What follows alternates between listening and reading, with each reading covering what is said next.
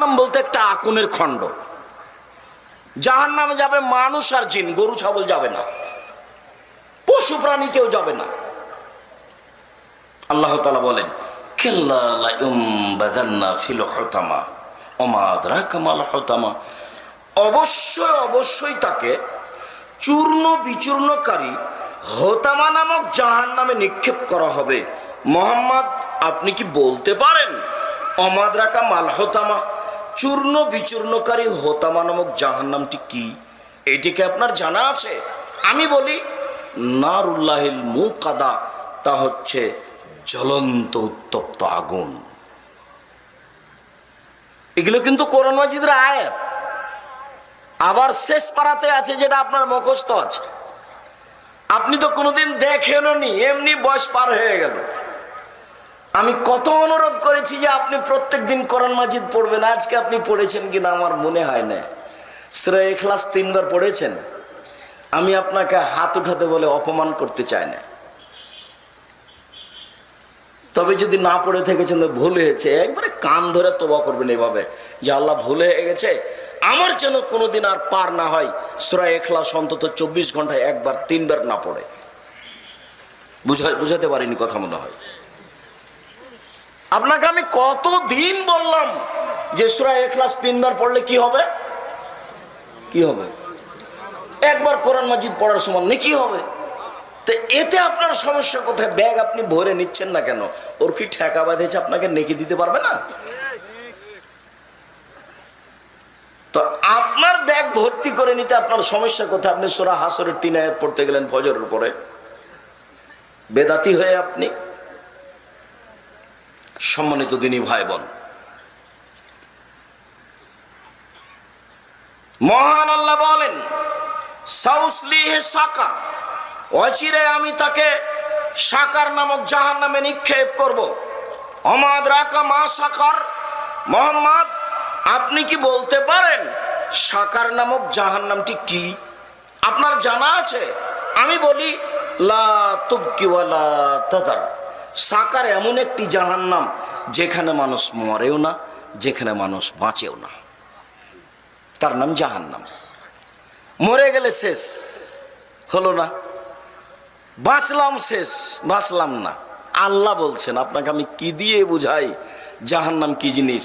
কবর যত কঠিন, কিয়ামত তার চেয়ে অনেক বেশি কঠিন। কিয়ামত যত কঠিন, জাহান্নাম তার চেয়ে অনেক অনেক অনেক বেশি কঠিন।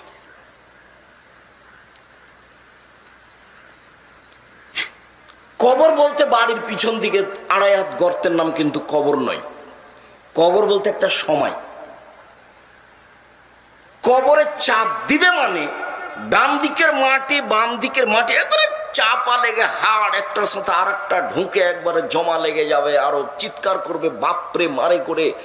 সারা পৃথিবীর সবকিছু তার চিৎকার শুনতে পাবে, মানুষ এবং জিন ছাড়া। আপনি মনে করিয়েন না যে তাকে কবর চাপছে, এটা হলো তার একটা শাস্তি তার আত্মার উপরে।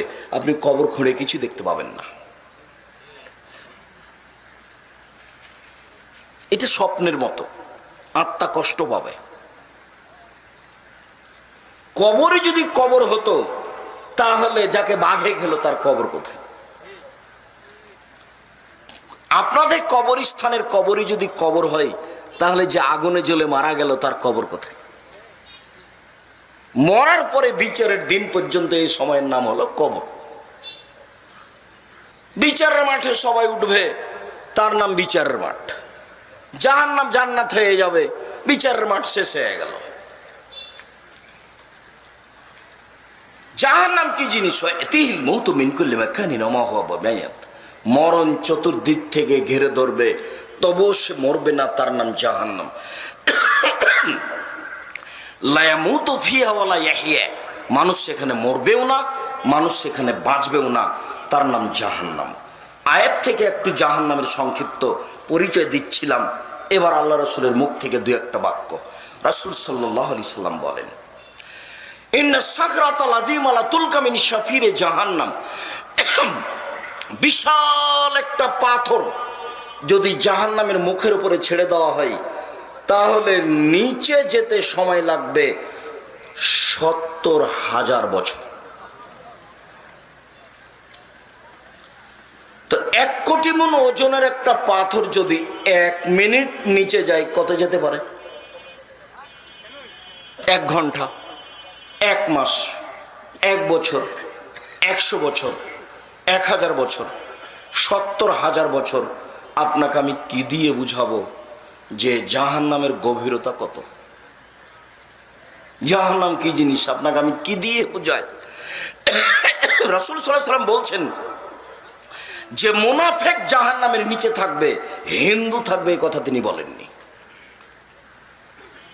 যারা মুনাফিকি করে আপনাকে আমি নিষেধ করেছি, যেখানে 2 জন বসে আছে সেখানে আপনি বসবেন না। এই ছেলে,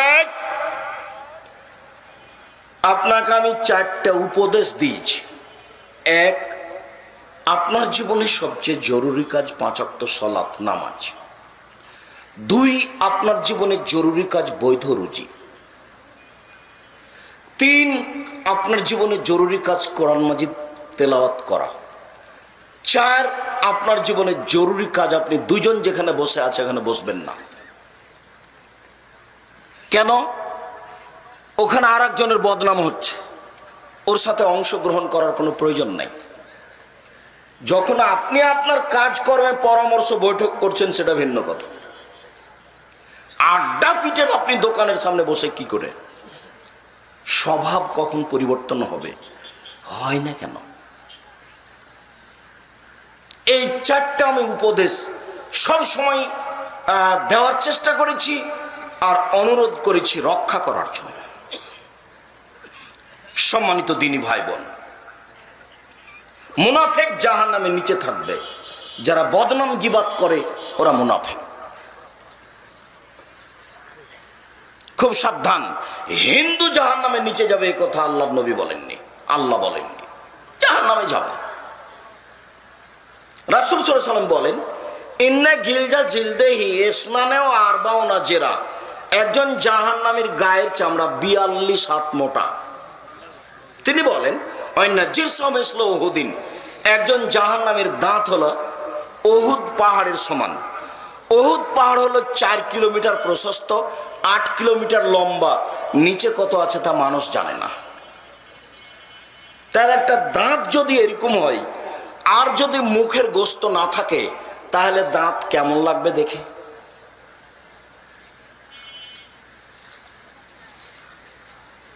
আপনাকে আমি এই বিভৎস আকৃতি বুঝাতে পারি না। আপনাকে আমি অনুরোধ করেছিলাম যে আপনি মরণ একদিন আসবে, এই বইটা একটু পড়েন। আমাদের চাঁপাইনবাবগঞ্জ দেবীনগরের অঙ্কের মাস্টার আমাকে একদিন বলছেন, আব্দুর রাজ্জাক, মরণ একদিন আসবে, এটা তো কমন কথা, এই নামে বই লিখো কেন? এই নামে কেন বই লিখো? তখন আমি বললাম যে মাস্টার সাহেব আপনি একবার পড়েন তো।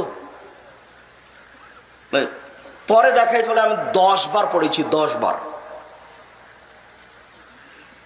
বই যে এমন হতে পারে এসব কথা থাকে তা আমি কোনোদিন ভাবিনি। বিস্তারিত বিবরণ দেওয়া আছে জাহান্নাম জান্নাতের, মরণ একদিন আসবেই। একটু পড়া উচিত। কত পরিশ্রম করে লিখলাম আর আপনি 100 টাকা খরচ করা ভারী মনে করলেন। মাসিকাল ইতেসাম পত্রিকা 20 টাকা দিয়ে 25 টাকা দিয়ে আপনার কাছে আসবে, এটা আপনার কাছে ভারী হয়ে গেল। জবাব আমাকে দিতে হবে না। আমি যদি কোথাও ত্রুটি করি, স্বার্থপরতা থেকে থাকে আমার, তাহলে জবাব আমাকে দিতে হবে। তবে আমি জাতির সামনে বলে যাচ্ছি, আল্লাহে আল্লাহর কসম, আল্লাহে আল্লাহর কসম, আল্লাহে আল্লাহর কসম, আমি আব্দুর রাজ্জাক বিন ইউসুফ 90 সাল থেকে নিয়ে এখন পর্যন্ত স্বার্থে কোনো বাক্য বলিনি। আমার নিজস্ব বলে কোনো কিছু নেই। আমার কাছে কোনো টাকা পয়সা হিসাব নিকাশ কিছু নেই। ছেলে মেয়ে কি খাবে কি করবে সেই চিন্তা আমি করি না। আমার দাদা আমার বাপের করেনি, আমার বাপ আমার করেনি। আমি আব্দুল্লাহ আব্দুর রহমান কি করে খাবে সেই চিন্তা আমি করি না।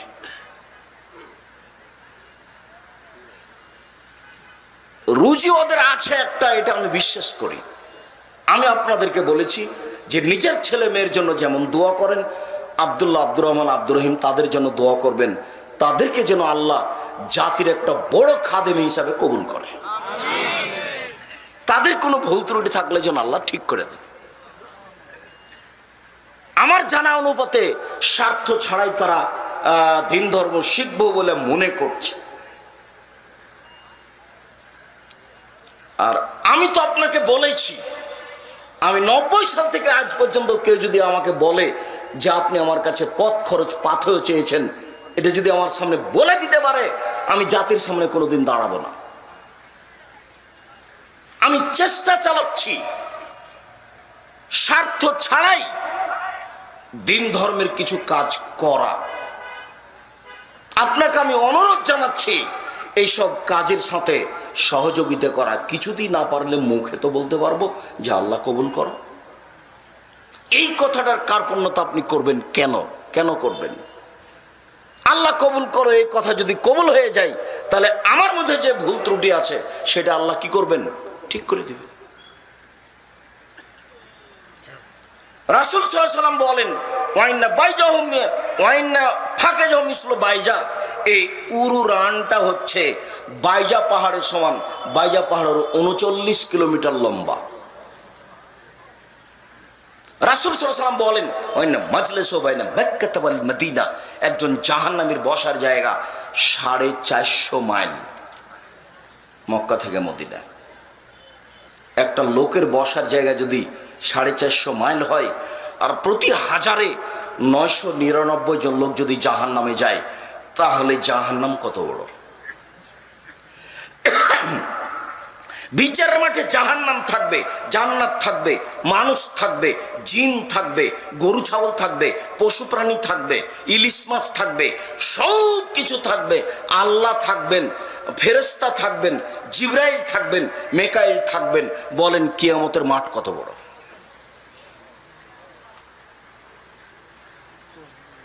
একজন জাহান্নামীর বসার জায়গা যদি 450 কিলোমিটার হয়, তাহলে 1999 জন লোক যদি জাহান্নামে যায়, তাহলে জাহান্নাম কত বড়!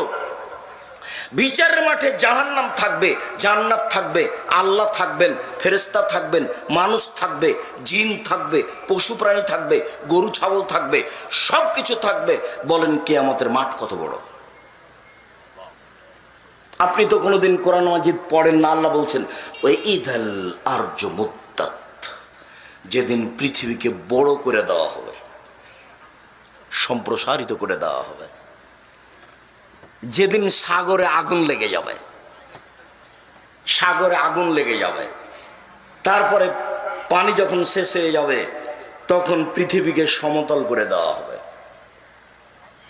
আল্লাহ আরদিন বাইদা, মানুষকে একত্রিত করা হবে সমতল সাদা জমিনের উপরে।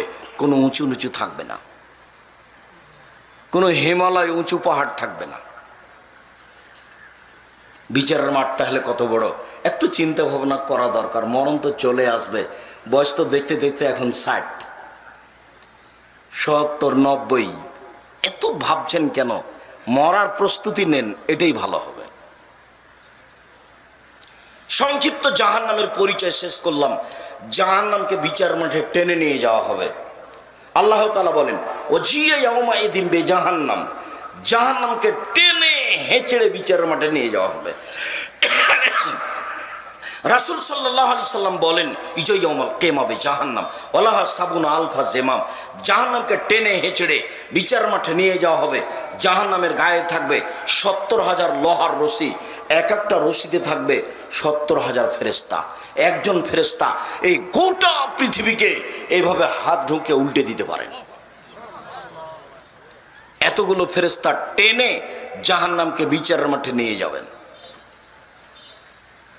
অবাক, জাহান্নাম কথা বলতে পারে, টপ টপ টপ টপ টপ টপ করে জাহান্নাম কথা বলবে। আপনার মোবাইলটাই কথা বলে। আপনি তো আগে অবাক মনে করছিলেন।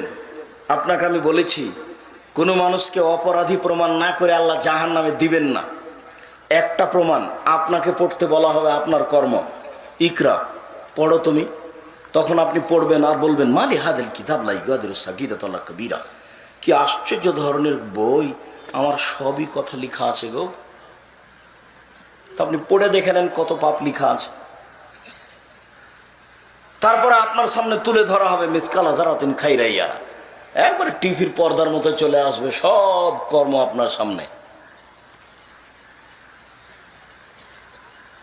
71-72 থেকে কি হয়েছে টিভিটা চালু করলে সব চলে আসছে, সাদ্দামের কর্ম সব চলে আসলো, সব চোখের সামনে চলে আসলো, পুরো জীবন সব চোখের সামনে চলে আসবে আল্লাহ বলছে। তারপরে মাটি আপনার সামনে কথা বলবে, ইয়াউমাইজিন তুহাদ্দিসু আখবারাহা, টপ টপ টপ টপ টপ টপ করে মাটি আপনার বিরুদ্ধে কথা বলবে, আপনার কর্ম নিয়ে কথা বলবে। খুব কঠিন। মুখ বন্ধ করে দেওয়া হবে, হাতে কথা বলবে, পায়ে বলবে ঠিক বলেছে। খুব বড় বেকায়দায় বিচারের মাঠ বড় কঠিন। কবর যত কঠিন, কিয়ামত তার চেয়ে অনেক অনেক অনেক বেশি কঠিন। কিয়ামত যত কঠিন, জাহান্নাম তার চেয়ে অনেক অনেক অনেক বেশি কঠিন। জাহান্নাম কথা বলতে পারে, ফাস্তাকাতিন নার ইলা রাব্বিহা, জাহান্নাম তার প্রতিপালক